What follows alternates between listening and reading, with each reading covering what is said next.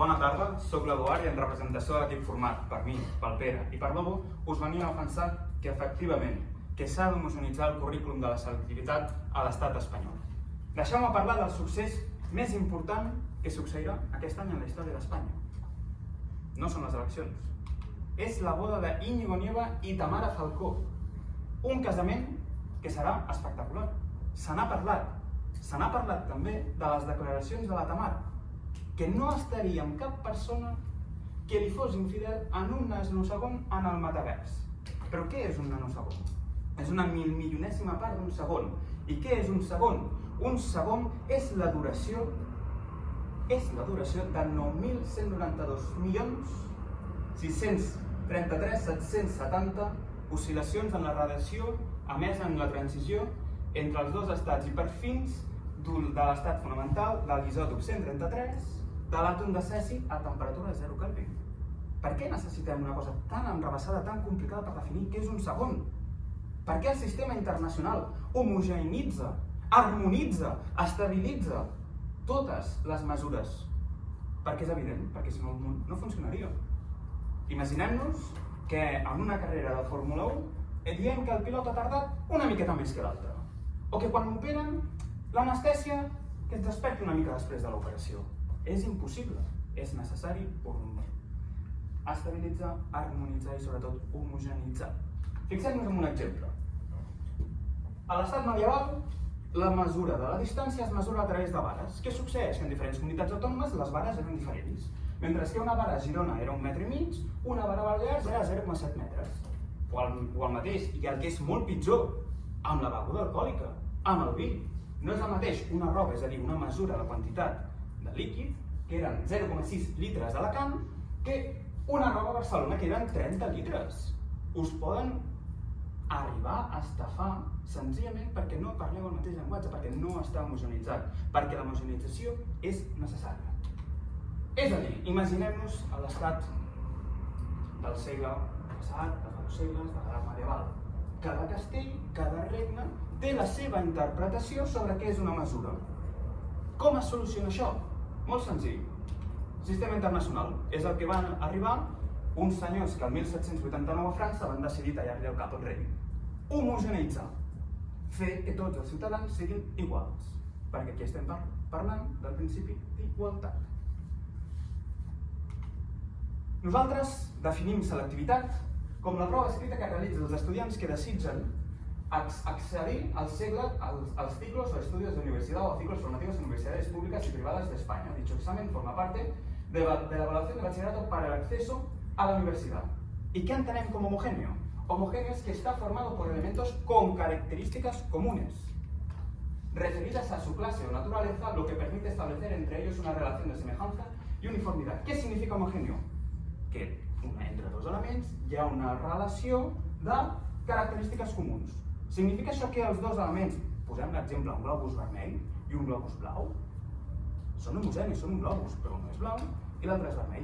El fet que sigui homogeni no exclou que, a més, pugui obtenir característiques, composicions d'altres elements. És a dir, el currículum de la universitat, el currículum homogeneïtzat a tota Espanya, no exclou en cap cas que es puguin incorporar elements o particularitats de les comunitats autònomes. Nosaltres senzillament parlem d'harmonitzar, d'homogeneïtzar. I ho farem amb els nostres 3 arguments. El primer és l'argument del principi d'igualtat, perquè, senyores i senyors, el pecat original d'aquest debat és que la circumscripció universitària actualment a Espanya és única. Un estudiant de Galícia pot entrar a la mateixa universitat que un barceloní. Què succeeix? Una desigualtat tremenda. Per què?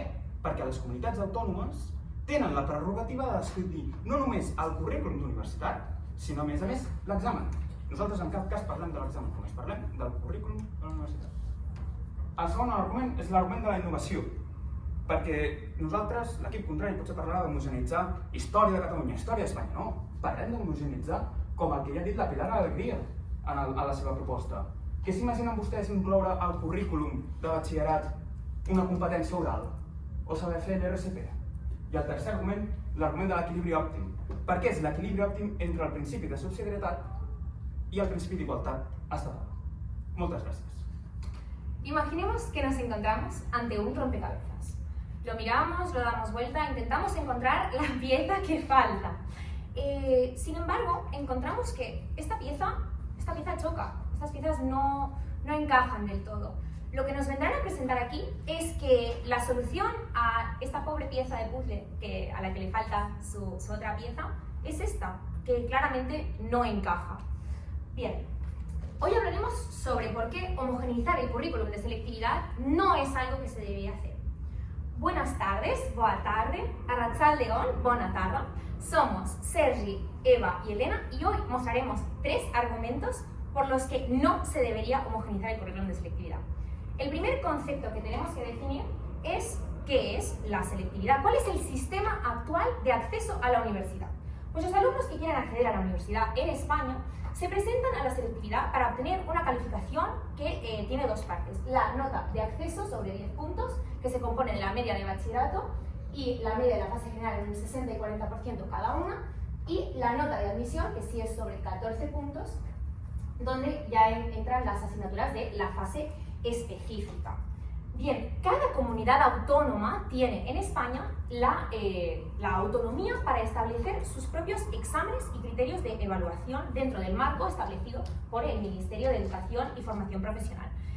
Esta división está perfectamente pautada por la LOMLOE en sus artículos 6 y 6 bis y, evidentemente, por la Constitución española en su artículo 149.130, donde dice que efectivamente el Estado es quien tiene la competencia de regular las condiciones de obtención de los títulos académicos, y ya previamente desarrollado en la LOMLOE, donde se dice explícitamente que el gobierno tiene la obligación de fijar el mínimo.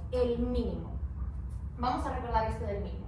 De hecho, en el BIS pone el tema de que las comunidades autónomas tienen el ejercicio de su competencia estatutaria para establecer el resto del currículum, el 50%.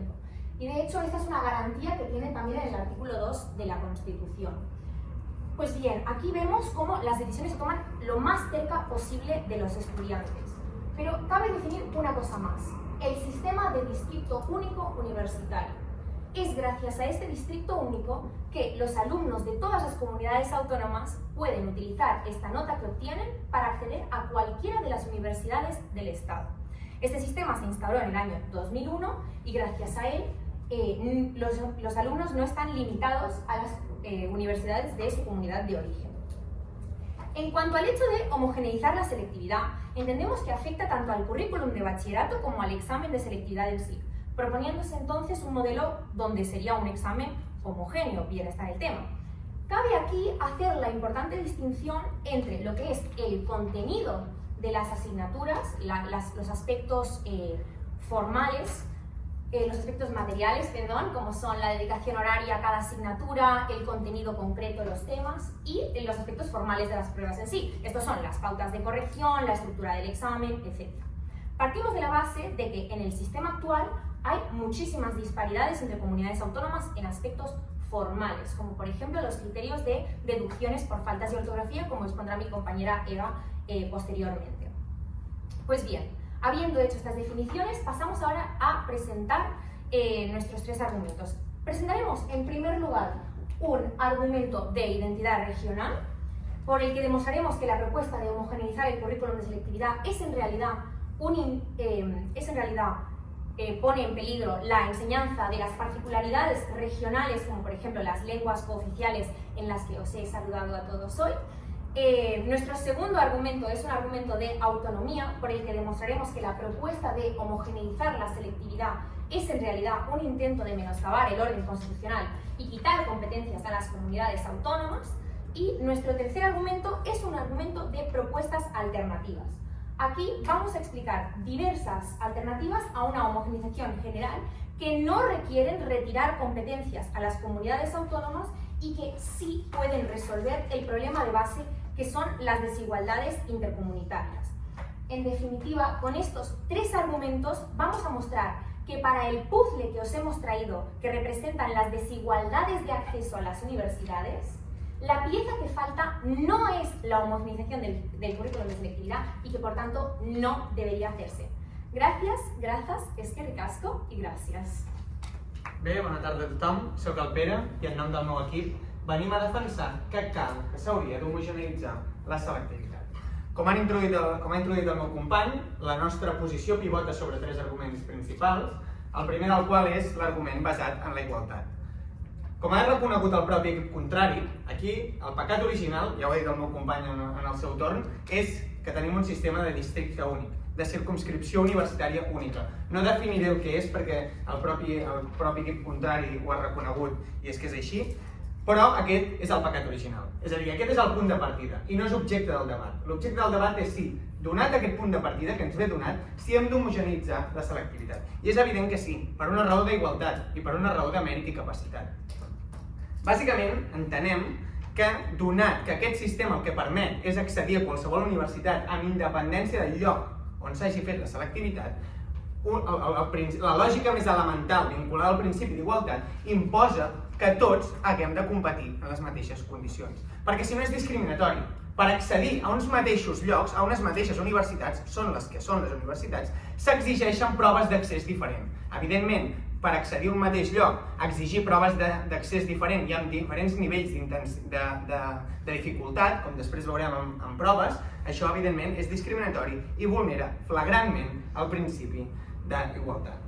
Bàsicament aquí el que pretén l'equip contrari és que tots juguem en una mateixa lliga, però que a cada equip se li apliquin unes regles diferents. Està ben pensat. El que passa que això és contrari a la Constitució, posats a citar la Constitució, això és contrari al més elemental principi d'igualtat que ha de regir en tot estat de dret, com dèiem. Bàsicament, i ho demostrarem amb dades, perquè vegin com es genera aquesta desigualtat amb dades. Cristina Rueda, que és catedràtica de bioestadística de Valladolid, el que ha demostrat és que la probabilitat que un estudiant gallec entri, per posar un exemple, a la carrera de Medicina és 2,3 vegades inferior a la que té un estudiant de Canàries. Si això no és desigualtat, per fer una carrera diferents probabilitats, que vingui algú i que ens ho expliqui. Això és just? És això el que voleu, com a equip contrari? Ens sembla correcte, el que passa que nosaltres apostem per defensar el principi d'igualtat. El nostre segon argument és l'argument de la innovació.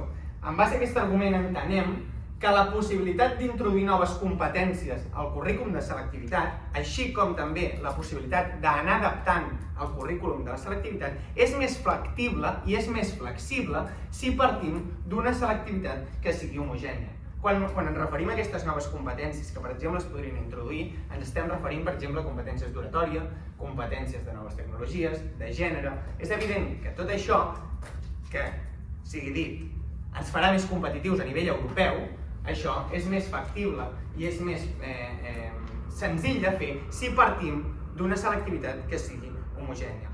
M'he referit, com haureu escoltat, a la Unió Europea. De fet, nosaltres estem ara mateix en una universitat i tots sabem que el sistema de Bolonya no fa res més que homogeneïtzar, que no s'ha de confondre amb una uniformitat total. El sistema de Bolonya homogeneïtza en el sentit que nosaltres venim defensant en aquest debat. I un punt importantíssim que també introduïm a partir d'aquest segon argument, que és l'element de la comparabilitat. La comparabilitat és essencial. Actualment, com que la selectivitat no és homogènia, és impossible comparar. Impossible. Busquin, compareu com puguin, però és que és impossible. Si algú vol impedir que es pugui comparar, això, disculpareu, però és fer-se trampes al solitari. Això no aporta res. Les desigualtats hi són, les diferències hi són. A partir d'aquí, amb una selectivitat homogènia, el que podem fer és comparar, perquè tenim termes de comparació que, com la seva pròpia paraula indica, són comparables. Si partim de realitats diferents, és impossible comparar i és impossible fer cap anàlisi i a la vegada millorar. Perquè si podem comparar, podem saber on estan les errades, on estan els punts de millora i llavors treballar allí per poder millorar. Si no podem comparar, és fer-se trampes al solitari, com dic, i al final no aporta res. Això ho demostren, per exemple, les dades de comparació entre els resultats obtinguts a les proves PISA i els resultats obtinguts a les proves de selectivitat. Aquestes diferències, com les expliquen? Pensin, mira, encara els hi queda 1 minut i 20 i en el següent torn, si volen, ens poden donar una explicació raonable. Però això, evidentment, vulnera la més elemental lògica del principi d'igualtat i això el que genera és unes condicions tan feixugues per a alguns que depèn del lloc on visquis no són acceptables. I el nostre tercer argument, resumidament, és l'argument de l'equilibri òptim. Vostès s'han referit a les competències de les comunitats autònomes. Perfecte, és evident, estan a la Constitució i les acceptem. Ara bé, nosaltres entenem que la solució que proposem, homogeneïtzant el sentit que ha proposat el meu company en la introducció, el que fa és generar una solució que és òptima. Per què? Perquè fa un pas més cap a la igualtat a la vegada que manté les competències de les comunitats autònomes. Com diem, no estem parlant d'uniformitzar total i suprimir les competències de les autonomies, sinó que la nostra solució permet compatibilitzar, donar un pas cap a la igualtat respectant les competències de les autonomies. Per això creiem que és una solució òptima, perquè a la vegada que podem contribuir a generar un resultat més just, tot sigui dit, perquè la igualtat al final és parlar de justícia, també ens permet preservar aquest sistema d'autonomies que té el nostre sistema constitucional. Per tot això, entenem que hem d'anar cap a una homogeneïtzació de la selectivitat. Moltes gràcies a tots. Bé, bona tarda, soc la Busquets i vinc a fer el torn d'argumentació a favor que efectivament no s'ha d'homogeneïtzar el currículum de la selectivitat a tot Espanya. I per fer-ho ho veurem a través dels nostres tres arguments principals. Primer argument, identitat regional. Vivim en un país multicultural i multilingüístic.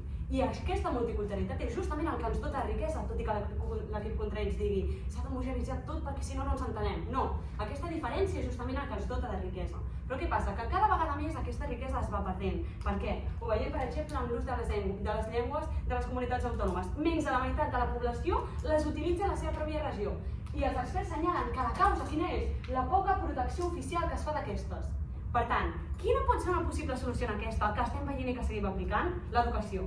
L'educació i sobretot el batxillerat, perquè més de la meitat dels estudiants espanyols estudien batxillerat. Justament els 2 últims anys de batxillerat són on es fan aquestes assignatures generals, com pot ser la història regional de la teva comunitat autònoma o la llengua en un sentit acadèmic. És una edat on s'absorbeix i s'interioritza molt bé aquest coneixement i també és justament el moment en el que eduquem aquest votant informat promís. És molt plausible pensar que si homogenitzem el currículum de la selectivitat estarem eliminant aquestes particularitats, perquè si no, cauen tots els arguments d'aquest contrari. En la mesura en què el seu menú segon seguia sent una miqueta diferent a Catalunya que a Galícia. Cauen tots els arguments d'aquest contrari. Però és igual, el meu company està encantat de respondre-hi tot. Per què és important justament mantenir aquestes llengües i mantenir justament aquest èmfasi en la història regional? Perquè al final conèixer la història de la teva pròpia regió és necessari per poder entendre allà on vius i és necessari per poder ser un efectiu votant informat promig, cosa que en el món del que contrari segurament va desapareixent perquè no estem dotant de la protecció oficial que requereix. Vist això, segon argument, un argument molt important, l'argument d'autonomia. Actualment les competències estan repartides en competències exclusives o compartides entre l'Estat i les comunitats autònomes. En matèria d'educació, l'article 149.1.30 ens diu que la matèria d'educació és exclusiva per l'Estat en aquelles normes bàsiques i després és la comunitat autònoma la que ha de desenvolupar aquesta legislació. Què passa? Unificar des de l'Estat el currículum de la selectivitat comporta una pèrdua de l'autonomia, tot i que la contrari ens digui que no. Per què? Perquè per homogeneïtzar ha de ser l'Estat central el que dicti una normativa uniforme per totes les comunitats autònomes. Què vol dir? Que si abans era la comunitat autònoma de Catalunya, de les Balears, la que sigui, que tenia el 100% de la decisió a les seves mans, ara tindrà una 17a part. Ens diran, no perdem l'autonomia. Senyors, la perdem. Què passa això? Què comporta? Comporta que la veu de la comunitat autònoma s'escolti, però no tant, perquè ara tu ja no ets el més important, ja no ets qui tries qualsevol cosa per la teva comunitat autònoma. I per què és extremadament negatiu que es perdi aquesta autonomia? Per diversos punts. En primer lloc, perquè hi ha menys democràcia i legitimitat com a tal. Les preocupacions de la comunitat autònoma ja no seran el centre principal de què és el que hem de posar a la selectivitat, què és el que hem d'educar als nostres estudiants. Ja no seran una 17a part important. Bé. Un altre motiu, per què? Hi ha menys proximitat institucional. Són les comunitats autònomes les que coneixen les necessitats regionals del seu territori, no és l'Estat. A l'Estat no li importa tant, ets una 17a part important. Què passa? Que justament, com dèiem, si veiem que les llengües minoritàries, les llengües de la comunitat autònoma estan desapareixent, és justament la comunitat autònoma la que coneix les necessitats i la que pot enfortir aquells àmbits en els quals necessita protecció. Perquè, igualment, hi ha menys capacitat d'adaptació a situacions específiques i finalment un punt que xoca molt amb l'equip contrari. L'equip contrari ens deia en el seu argument 2, innovació. Canviar el currículum de la seva activitat ens permetrà innovar. No, senyors i senyors. Com és el legislador estatal en matèria d'educació? 8 normatives d'educació diferents en 40 anys. El seu legislador no innova, el seu legislador desestabilitza el sistema educatiu i els estudiants com a conseqüència. Per tant, cuidado amb el segon argument d'innovació. Però és que no només això, sinó que a part està provat que una gestió autonòmica de competències d'educació genera més eficiència a l'hora d'educar i a l'hora d'establir aquests criteris. Per tant, els seus arguments cauen de la nostra banda, però és que no només veiem que és molt important educar, mantenir aquestes competències autonòmiques, sinó que a part veiem que és necessari. Per què? Ja ho deia la meva companya, justament el que estem fent és perdre autonomia. L'article 149.1.30 ens diu que l'Estat té competència en allò bàsic. Però què és allò bàsic? I ens avisa el Tribunal Constitucional en diferents teories doctrinals del dret, com la teoria del segment. Cada vegada l'Estat es va menjant la part de les comunitats autònomes, deixant les comunitats autònomes amb un marge molt més petit. Estem perdent aquesta autonomia. I ens ho diu el Tribunal Constitucional en diverses sentències. Ens diu, molt de compte amb la definició d'allò que és bàsic, perquè cada vegada més buidem de contingut les competències de les comunitats autònomes, la seva innovació, la seva homogeneïtat, en què es materialitza en pèrdua de competències. Però és que igualment que estiguéssim d'acord amb ells i ens diguessin no, però bueno, d'alguna manera sí que ho hem d'intentar fer, no hem de solventar els problemes, estem d'acord que hi ha molts problemes. El nostre tercer moment, alternatives. La seva solució és una peça del puzzle que no s'ajunta amb la que és correctament. Ens deia l'equip contrari, no, és l'única manera de fer-ho. No, veurem que n'hi ha moltes. L'equip contrari ens admetia. Si el problema principal és el districte únic, estem completament d'acord. És que igual el que hem de fer, el que falla no és el currículum de l'examen, potser el que falla és el sistema que tenim de ponderar-lo. Podem canviar-lo, sense carregar-nos les autonomies, la història regional, la ideologia, podem fer-ho de moltes maneres. Però és que a part m'ha fet molta gràcia perquè justament l'equip contrari ens cita a Cristina Rueda, sí, és la doctora que va fer l'informe Manu, que va estudiar selectivitat, justament a les seves conclusions ens diu la solució no és una prova única de selectivitat, és un nou mètode d'assignació de les places, basat en un percentil, és a dir, en una ponderació dels exàmens segons si tens un examen de més per tenir una assignatura obligatòria de la llengua regional, doncs anem a ponderar-ho diferent. Aquesta és la solució. Per tant, la seva solució del puzzle no funciona. Uniformitzem allò formal que podem fer y no el contingut del CV. Moltes gràcies. Vale, muy bien, buenas tardes a todos y todas. Soy Lugo Hispano, de refutador del equipo a favor de que sí se debe homogeneizar el currículum de la selectividad en España. Antes de comenzar con las refutaciones y demostrando por qué nuestros tres argumentos chocan directamente con los suyos y nos los llevamos hacia nuestro lado, hay que dejar muy claro el choque que ha habido en las introducciones. Y es que se está hablando de un deber desde el equipo contrario puramente legalista. Han completamente escindido la palabra deber de su significado moral. Por ejemplo, el de luchar contra las desigualdades que hemos comprobado fácticamente que existen en el sistema educativo español. También desde el otro equipo se ha presentado un marco del debate en el cual podemos ahora comenzar a derogar leyes de educación de gobiernos de hace 20 años, mientras que nosotros ya hemos establecido que estamos hablando de homogeneizar la selectividad en el marco y en la situación en la que nos encontramos ahora. Por lo tanto, ahora no entraría en juego hablar sobre el Distrito Único de Universidades, ni mucho menos hablar de cómo enmendar la Constitución, hacer enmiendas para la Constitución, para que el debate de ahora tuviera más sentido. Estamos hablando en el marco legal en el que nos encontramos ahora. Entonces, vamos a comenzar con tres de nuestros principales argumentos. Hemos hablado del argumento de igualdad, que choca directamente también con su argumento de identidad regional.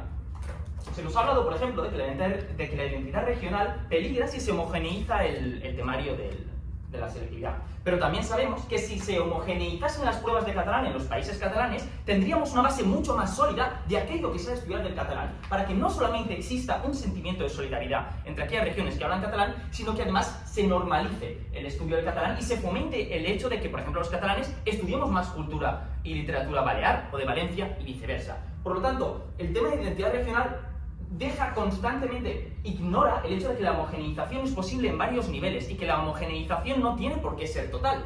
Por ejemplo, actualmente vamos a estudiar los casos, por ejemplo, de historia en Andalucía. El problema que tenemos, que también pasa en Baleares, es que en Andalucía empiezan a estudiar desde principios del siglo XIX para que entre en su selectividad, ¿sí? Mientras que en Cataluña empezamos a estudiar a finales del siglo XIX. Por lo tanto, con la misma cantidad de tiempo, ellos han de estudiar más temario que nosotros. Esto genera una situación en la que no tenemos los mismos recursos para afrontar la selectividad y los estudiantes andaluces tienen más difícil obtener notas altas en exámenes de historia. Pero también pasa en filosofía, por ejemplo, entre Cataluña y Madrid. Aquí tienen los autores de filosofía que entran en el examen de cada comunidad autónoma. En Cataluña son 6, en Madrid son 12. Por lo tanto, esto genera una situación en la que si no se homogeneiza la cantidad de temario que va a entrar, se generan desigualdades. Podemos, por ejemplo, hacer listas y que cada comunidad autónoma elija, pues entrarán 2 autores de cada. Sí, o sea, la homogeneización no es total, puedes dar margen de elección a las comunidades autónomas. Es simplemente armonizar para garantizar que tengan el mismo tiempo y para estudiar el mismo contenido. Pero entremos uno por uno. También nos han traído un argumento de autonomía. No, que choca directamente con el artículo 149 de la Constitución española, que dice: todos los deberes y derechos de la Constitución tendrán que ir acordes a garantizar la igualdad de todos los españoles, de que un estudiante gallego tenga las mismas oportunidades de entrar en la carrera de medicina que de un canario. ¿Y por qué nos importa esto? Pues porque el Estado español quiere a médicos que sepan lo que hacen, no a médicos que han tenido más suerte por tener una selectividad más fácil. Por lo tanto, homogeneizar el currículum de la selectividad es un argumento a favor de la movilidad social y de una meritocracia efectiva, en un Estado que, como estamos viendo, las desigualdades entre sus comunidades autónomas las arregla dando exámenes más fáciles a gente, por ejemplo, de regiones como las Canarias, que no nos engañemos, su alternativa de extinguir el Distrito Único Universitario, ¿qué haría? ¿Que los canarios estudien en universidades canarias? ¿En universidades que no tienen el presupuesto que las universidades de Barcelona, Madrid o Zaragoza? ¿Sí? Lo que estamos creando es un sistema, al homogeneizar la selectividad, que garantiza que todos puedan entrar en las mejores universidades y que no se vean limitados a las universidades con presupuestos precarios de sus comunidades autónomas con menos recursos. También se ha llegado al argumento, ¿no?, de las alternativas, y aquí ha habido muchos problemas porque hablan de estas alternativas, pero nosotros ya hemos hablado del contexto en el que nos encontramos. ¿Sí? O sea, no podemos derogar leyes pasadas, de la misma manera que no podemos ignorar que la tendencia actual es hacia la homogeneización. España es un país anacrónico en términos educativos. Es un país que se niega a implementar el modelo de grados de 3 años y másteres de 2. Es un país que en Europa es un caso aparte, que se niega a modernizarse, a integrarse con Europa, a modernizar sus niveles educativos. Y aquí el equipo rival nos ha planteado, bueno, si ahora homogeneizamos la selectividad, seguiremos esta larga tendencia de leyes educativas inestables. ¿Por qué estas leyes educativas pasan y por qué son tan inestables? Porque se niegan a unirse a la tendencia unificada europea, que es esa de la homogeneización del temario y de las carreras. Por lo tanto, lo que estamos planteando son 3 argumentos. ¿Sí? El primero es el argumento de igualdad. Si queremos competir en un sistema único, necesitamos los mismos recursos para tal de garantizar una igualdad de oportunidades y una meritocracia efectiva. Y antes de pasar a mi segundo argumento, tomo la pregunta. Vale, si donem la potestat d'unificar el legislador estatal, què passa si una comunitat autònoma està en contra perquè li va en detriment de la seva cultura?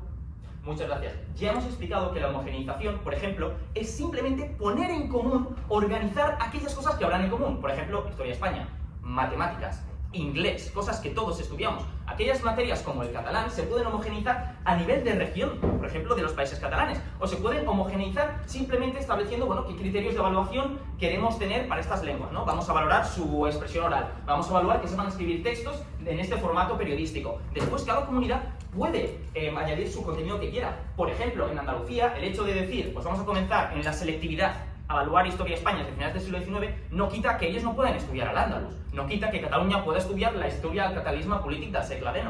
O sigui, lo que estamos hablando aquí es una homogenización de aquellas partes en común que ya tiene España, que va a garantizar la igualdad de oportunidades para acceder a un sistema de distrito único universitario, que va a hacer que podamos tener un temario más flexible, que vaya conforme a la tendencia europea, y además de todo esto, va a ayudar a identificar las desigualdades, al hacer más efectivos análisis como los PISA. Muchas gracias.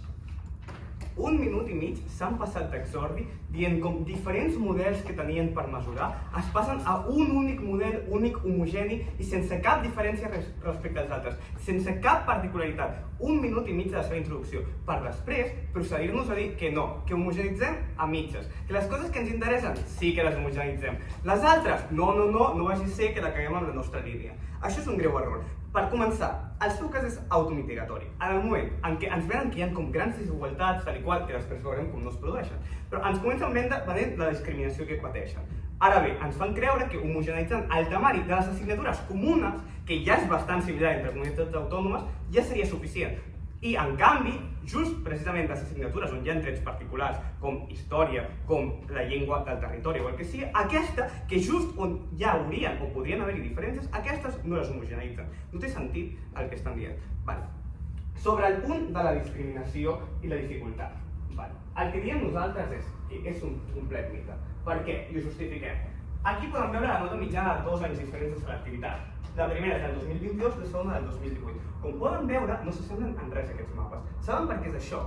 Perquè sí que és cert que un any potser en una comunitat autònoma la selectivitat és més fàcil, però és que saps què passa? Que no és més fàcil reiteradament a la mateixa comunitat autònoma, sinó que van canviant aleatòriament. Per exemple, l'any 2022 a la comunitat de Madrid la selectivitat va ser més fàcil, en canvi l'any 2018 va ser de les més complicades. Per tant, ja no existeix com aquesta discriminació de base que ens estan venent. Però és que a més, anem a estudiar-ho els casos on pot ser problemàtic de veritat, que són els casos on hi ha alta mobilitat. Primer cas que estudiarem, Balears a Catalunya, el cas on hi ha més mobilitat de tota la península ibèrica. Què succeeix en aquest cas? Que precisament, i podem acceptar que sí que hi ha algunes regions on algunes selectivitats, o la majoria de selectivitats tenen un nivell similar, què passa aquí? Que just precisament les Illes Balears i Catalunya tenen la mateixa nota mitjana de la selectivitat l'any 2022 i també altres anys. Anem al segon cas on més mobilitat hi ha, Cantàbria a Madrid, idem. Mateixa nota mitjana per les dues comunitats. Tercera perspectiva, Extremadura, Andalusia. Molt famosa la selectivitat d'Andalusia per ser la més fàcil segons els diaris. Per començar, que això no és cert, però com podem veure, el 2022 sí que la nota era més alta que la resta. Què passa? Que tampoc és problemàtic perquè precisament d'Extremadura a Andalusia tenen la mateixa nota mitjana. I és que precisament vostès em volen vendre que és una gran disparitat de notes. Miren la desviació típica. D'entre totes les notes mitjanes hi ha una desviació típica de 0,18 punts. 0,18 punts, de veritat li sembla tan elemental com per canviar aquest sistema? Nosaltres creiem que no, i que 0,18 punts no són rellevants. Però és que a més, el que diem nosaltres és que aquests 0,18 punts, que sí que potser et jugues la plaça per aquests, no es deuen al currículum de batxillerat, sinó que es deuen a elements formals, on aquests sí que es poden impartir normativa per normativitzar. Però no volem fer-ho amb el currículum de batxillerat, perquè el que nosaltres estem defendent és que les diferències no es creen amb el currículum, sinó que es creen precisament amb fets com els criteris de correcció. Fixin-se aquí la gran diferència. A Illes Balears pots cometre fins a 6 faltes gratis, sense un puto punt de menys.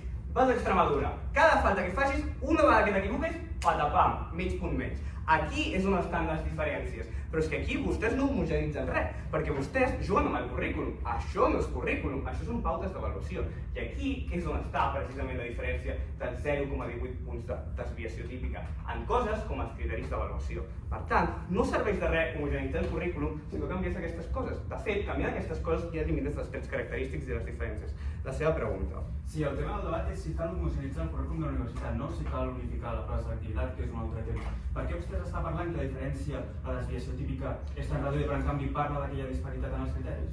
Precisament perquè el que nosaltres estem dient és que no cal homogeneitzar el currículum de batxillerat, perquè les diferències que poden haver-hi, tot i ser petites, es produeixen en trets formals com els criteris de correcció o com la simpatia del professor. En canvi, no es produeixen al currículum de batxillerat perquè les assignatures troncals, com vostès mateixos porten, no és substancialment diferent. Anem a veure el seu segon argument perquè el primer ha quedat refutat. El seu segon argument és un argument d'innovació. Em parlen primerament de l'informe PISA, m'encantaria tenir-lo el PowerPoint perquè és molt graciós de l'informe PISA. M'estan comparant una prova que fan tots els estudiants d'ESO amb 15 anys amb una prova que fan uns quants estudiants selectes a la selectivitat. I diuen, no, però és que al món real haurien de produir-se els mateixos resultats del PISA a la selectivitat. Això no és així. Per què? Perquè simplement la mostra, la població és molt diferent. Per què? Perquè des dels 15 anys fins als 18 anys s'han anat perdent persones pel camí. Què succeeix? Que als 15 el pren tothom i per tant outliers com notes més altes o notes més baixes formen part d'aquesta mostra. Què passa? Que aquests outliers a les mostres més baixes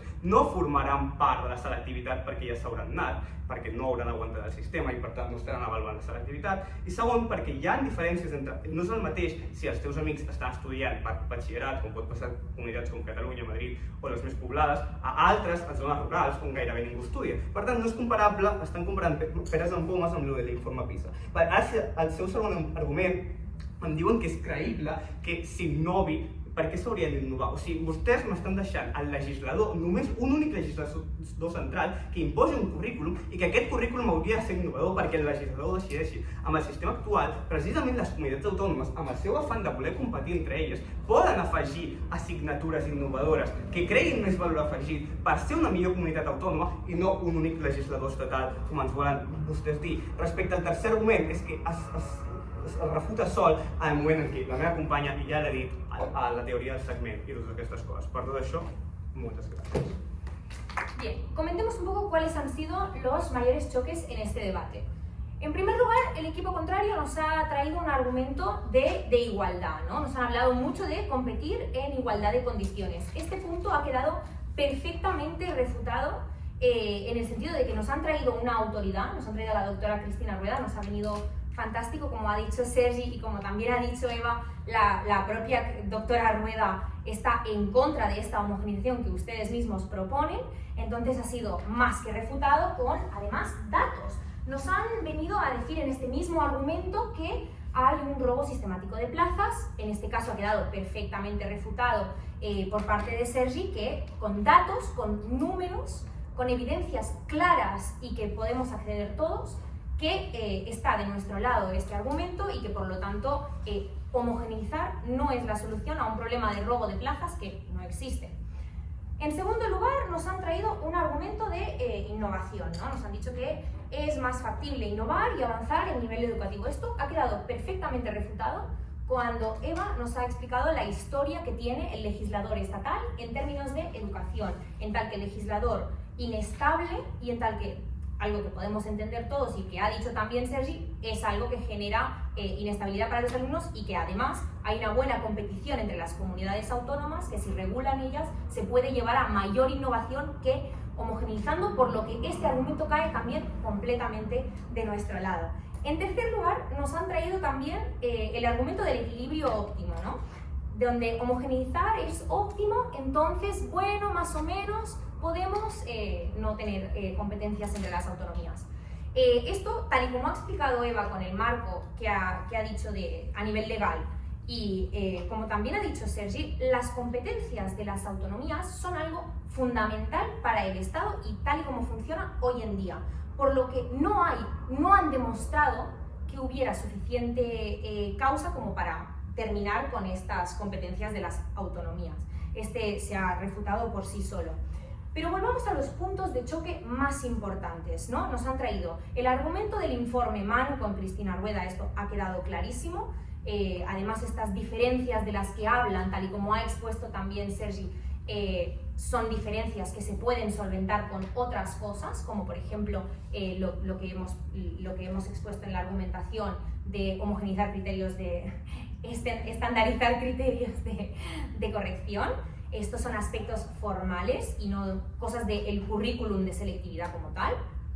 Y también nos han traído el informe PISA como único marco de datos fáctico que nos traían, que claramente, como ha dicho también nuestra refutación, no es estadísticamente comparable, son peras y manzanas, o si se quiere, es intentar muy en vano hacer encajar esta pieza que nunca va a encajar.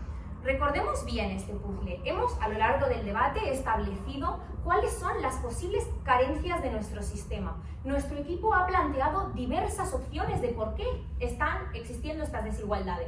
Hemos propuesto cambiar el distrito único, encaja perfectamente. Hemos propuesto también homogeneizar criterios de corrección, también encaja. ¿Y qué más hemos propuesto? Hemos propuesto bastantes alternativas que no menoscaban el orden constitucional, por lo que son alternativas mucho más viables que así, porque sí, homogeneizar el currículum de selectividad y también la prueba. Por todo esto, consideramos que el debate ha caído fuertemente a nuestro favor y que por lo tanto no se debería homogeneizar el currículum de selectividad en España. Gracias. Bona tarda, soc l'Eduard i a continuació procediré a realitzar el torn de conclusions i a mostrar el per què hem guanyat aquest debat. Per començar, l'equip contrari ens ha parlat de per què no cal homogeneïtzar el què. Confonien constantment el que era la prova d'accés a la universitat, és a dir, aquest 40% del currículum que és el 60%. Vostès han estat constantment confonent termes, i no només els han estat confonent. És cert, hem destinat 1 minut i 30 a explicar què significa homogeneïtzar, però és que l'equip contrari no ha destinat ni un nanosegon a explicar què significa homogeneïtzar. Sempre ens parlen d'homogeneïtzació sense definir-la. A més, ens han estat donant la raó constantment.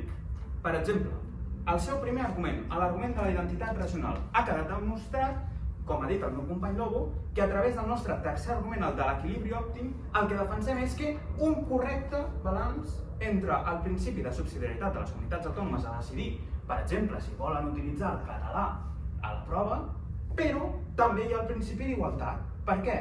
Perquè l'Estat té la prerrogativa, la potestat, de poder incorporar al currículum el que ja s'està produint a altres països de l'espai econòmic, de l'espai educatiu europeu, com podria ser, per exemple, la competència d'oratòria o la competència de gènere. L'equip contrari està en contra d'això. Per què?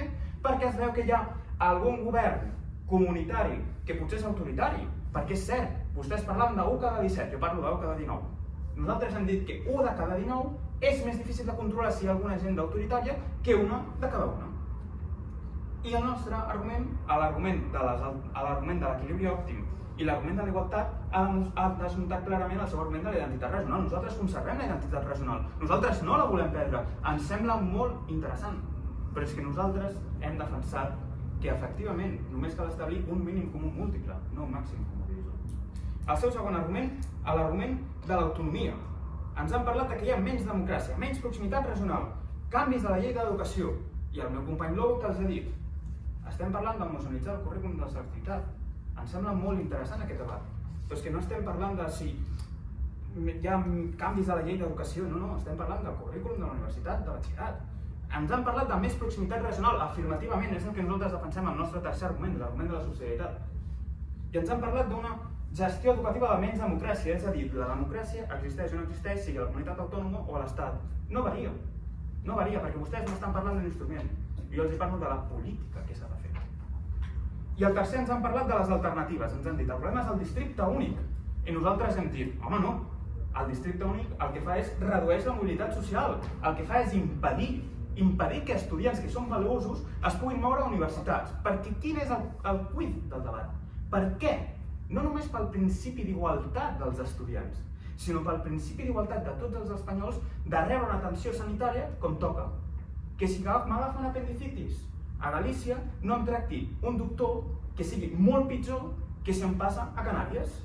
Això és el nostre argument principal, el nostre primer argument, l'argument de la igualtat. No només parlem de la igualtat dels estudiants. El bé jurídic suprem a protegir és la igualtat, no només dels estudiants, sinó també de les persones i dels ciutadans. Ens han parlat d'un puzzle, i és cert, el puzzle necessita un motlle amb una certa estandardització. És a dir, el motlle és un motlle igual, és un motlle homogeneïtzat per tots els altres puzzles. És impossible que si una persona no estableix un criteri únic, un sistema internacional, és impossible fer un puzzle, fer que dues peces encaixin, perquè és evident, les dues peces no han encaixat. I al començament del debat hem donat la definició de què era un nanosegon, i ara em falta donar què és la definició del metavers. El metavers és on estan els seus arguments. Moltes gràcies.